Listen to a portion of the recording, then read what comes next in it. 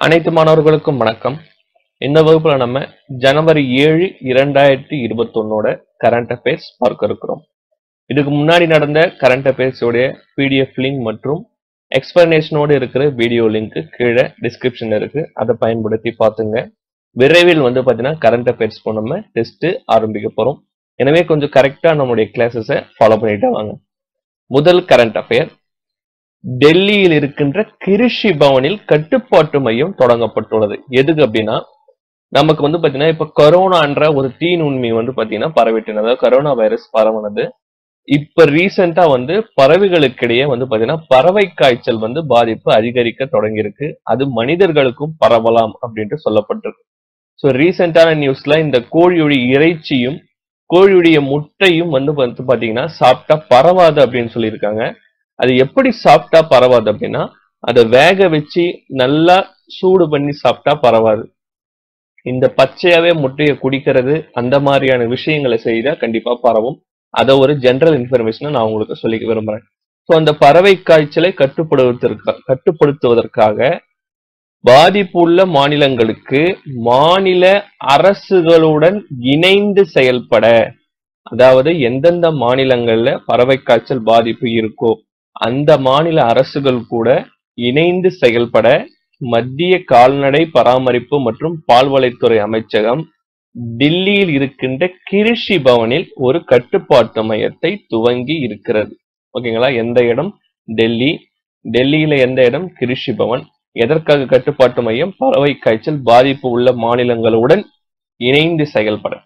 ஓகேங்களா? இது முக்கியமானது. அதற்கு அடுத்தது, பிசி எம்பிசி மாணவர்களுக்கும் கல்வி கட்டணத்தை அரசே ஏற்கும்.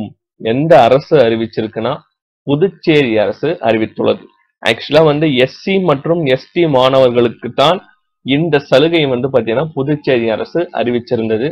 பட் இப்ப என்ன பண்ணிட்டாங்கன்னா, பிசி எம்பிசி மாணவர்களுக்கும் சேர்த்து புதுச்சேரி அரசே கல்வி கட்டணத்தை ஏற்கும் அப்படின்ட்டு கூறப்பட்டிருக்கு. ஞாபகம் வச்சுங்க, எஸ்சி எஸ்டி பிசி எம்பிசி இந்த வகுப்பில் இருக்கின்ற அனைத்து மாணவர்களுக்கும் கல்வி கட்டணத்தை அரசே ஏற்கும் அப்படின்ற ஒரு திட்டத்தை யார் கொண்டு வந்திருக்காங்க அப்படின்னா, புதுச்சேரி முதல்வர் நாராயணசாமி அவர்கள் கொண்டு வந்திருக்கிறார்.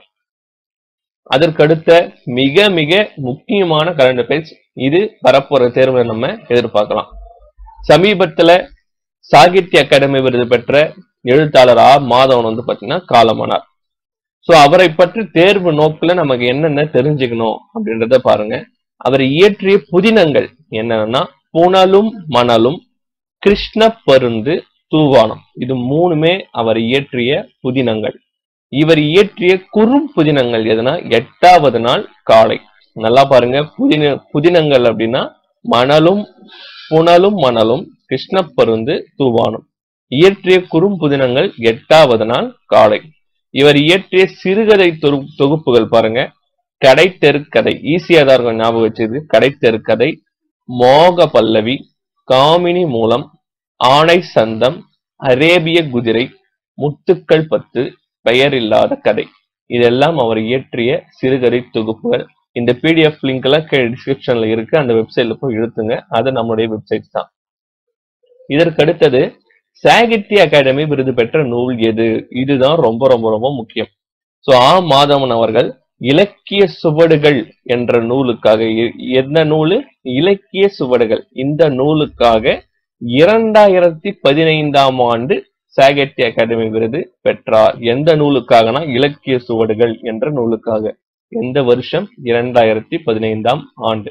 இது மட்டும் இல்லாம தமிழக அரசுடைய கலைமாமணி விருது, மகாகவி உள்ளூர் விருது, விஷ்ணுபுரம் விருது, சிறுகதை செல்வர் என்ற பட்டம், தமிழ் மாமணி விருது உள்ளிட்ட பல விருதுகளை இவர் பெற்றுள்ளார். மிக மிக முக்கியம், அவர் சாகித்ய அகாடமி விருது பெற்ற நூல் எது அப்படின்னா இலக்கிய சுவடுகள். எந்த வருடம் அப்படின்னா 2015ஆம் ஆண்டு. அதற்கு அடுத்தது, திறன்மிகு இந்தியர்கள் 14 துறைகளில் திறன்மிகு இந்தியர்கள் 14 துறைகளில் ஜப்பானில் பணியாற்றுவதற்கான உடன்படிக்கைக்கு மத்திய அமைச்சரவை ஒப்புதல் வழங்கி உள்ளது. நல்லா புரிஞ்சுங்க, திறன்மிகு இந்தியர்கள் 14 துறைகள்ல பணியாற்ற மத்திய அமைச்சரவை ஒப்புதல் தெரிவிச்சிருக்கு. எந்த நாட்டுலன்னா ஜப்பான். ஆக்சுவலா ஜப்பான்ல மக்கள் தொகை குறைஞ்சுக்கிட்டே வருது. மக்கள் தொகை குறைஞ்சுக்கிட்டே வரதால அங்க வேலை செய்ய ஆட்கள் பற்றாக்குறை நிலவுது. அந்த பற்றாக்குறையை பூர்த்தி செய்வதற்காக என்ன பண்றாங்கன்னா, ஒரு குறிப்பிட்ட 14 துறைகள்ல ஜப்பான்ல பணியாற்றுவதற்கு திறன்மிகு இந்தியர்களை அனுப்புவதற்கான நடவடிக்கையா இந்த உடன்படிக்கை மத்திய அமைச்சரவையால மேற்கொள்ளப்பட்டிருக்கு. அந்த 14 துறைகள்லயும் நீங்க பாத்தீங்கன்னா திறன்மிகு ஒரு ஆளுமை இருக்கின்ற ஒரு இந்தியர்களாக இருந்தீங்க அப்படின்னா நீங்க இந்த உடன்படிக்கையின் மூலம் என்ன பண்ணலாம்னா அங்க போயிட்டு பணியாற்றலாம். சோ அதற்கு கண்டிப்பா ஜப்பானிய மொழி நீங்க தெரிஞ்சு வச்சு இருக்கணும். அங்க ஒரு தேர்வும் நடத்தப்படும். அந்த தேர்வுல நீங்க கிளியர் பண்ணிட்டீங்கன்னா நீங்க அங்க தொழில் புரியலாம். ஓகேங்களா? சோ எந்த நாட்டுடன் அப்படின்னா ஜப்பான் நாட்டுடன். மொத்தம் எத்தனை துறை? 14 துறை. அதற்கு அடுத்தது தொடர்ச்சியா பாத்தீங்கன்னா இந்த புத்தகத்தை பத்தி தொடர்ச்சியா தினசரி நாளிதழ்ல தகவல்கள் வெளியாகிட்டே இருக்கு. கண்டிப்பா இதுவும் ஒரு கொஸ்டினியர் தான். தி பிரசிடென்ஷியல் இயர்ஸ் 2012 to 2017. இது யாருடைய சுயசரிதை நூல் அப்படின்னா முன்னாள் குடியரசுத் தலைவர் பிரணாப் முகர்ஜி அவர்களின் சுயசரிதை நூல். இதுல பல விஷயங்கள் அவர் சொல்லியிருக்கிறாரு. பிரதமர் நரேந்திர மோடி அவர்களுக்கும் தனக்கும் மீன்ஸ் பிரணாப் முகர்ஜி அவர்களுக்கும் பல்வேறு கருத்துக்களில் முரண்பாடு இருந்ததாகவும் அதை வெளியில் தெரியாத அளவுக்கு எந்த அளவுக்கு நாம் கையாள வேண்டும் என்பதையும் நாங்கள் தெரிந்து வைத்திருந்தோம் அப்படின்னு சொல்லியிருக்கிறார். அது மட்டும் இல்லாம இந்த டிமானிட்டைசேஷன் பாத்தீங்கன்னா கொண்டு வந்தார். அதை கொண்டு வந்ததுக்கு அப்புறம் தான் அவர் எனக்கே தெரிவிச்சார் அப்படின்ட்டு சொல்லியிருக்கிறார். அது மட்டும் இல்லாம தன் கடின உழைப்பில் முன்னேறிய ஒரு பிரதமர் யார் அப்படின்னா பிரதமர் நரேந்திர மோடி அப்படின்ட்டும் அவர் தன்னுடைய சுயசரிதை நூலில் குறிப்பிட்டு இருக்கிறார். சோ இன்னும் பல தகவல்கள் பாத்தீங்கன்னா டெய்லி வெளியாகிட்டே இருக்கு. அதையும் நம்ம பார்த்துட்டே வரலாம். அதற்கு அடுத்தது மிக மிக மிக முக்கியமான ஒரு கரண்ட் அஃபேர்ஸ். பசுமை வளாகங்களாகும் அரசு அலுவலகங்கள் எந்த மாநிலத்தினா கேரளத்துல கிட்டத்தட்ட 10,000 மாநில அரசு அலுவலகம், அது மட்டும் இல்லாம பொதுத்துறை நிறுவனங்கள் இருக்கு. இந்த எல்லா அலுவலகங்களும் ஜனவரி 26ஆம் தேதி குடியரசு தினத்தன்று பசுமை வளாகங்களாக அறிவிக்கப்பட உள்ளன. அது என்ன பசுமை வளாகங்களாக அறிவிக்கப்பட போகுது அப்படின்னா இந்த அலுவலகங்கள்ல எங்கேயுமே பிளாஸ்டிக்ஸ் பயன்படுத்தப்பட மாட்டாது. பிளாஸ்டிக் சம்பந்தமான பொருட்கள் பயன்படுத்தப்பட மாட்டாது. இதையே ABC அப்படின்ற பல கிரேடுகளாக பிரிக்கிறாங்களாம். அதை பற்றின முழு தகவல் வரும் காலங்களில் வெளியாகும் பட்சத்தில் நம்ம பார்க்கலாம்.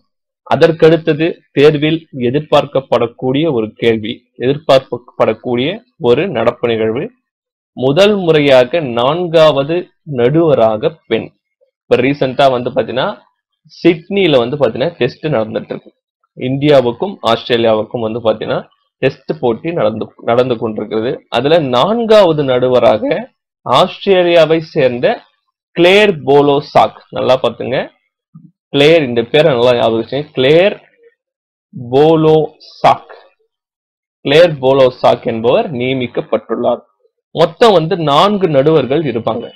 ஒரு கிரிக்கெட் போட்டினா 4 நடுவர்கள் இருப்பாங்க. இவங்க 2 பேர் கள நடுவர்கள் அப்படின்னு சொல்லுவோம். இவங்க தேர்ட் அம்பையர், அதாவது கண்காணிப்பு நடுவர். அதாவது பாத்தீங்கன்னா இந்த டிவி அம்பையர் அப்படின்னு சொல்லுவோம் இல்லையா, இவர் பாத்தீங்கன்னா இந்த ரன் அவுட் கொடுக்கறது அந்த வேலைகள் எல்லாம் செய்பவர் 3வது நடுவர். இந்த 4வது நடுவர் என்ன வேலை அப்படின்னா ஒரு பந்தை மாற்றணும் அப்படின்னா இவர் தான் வருவார்.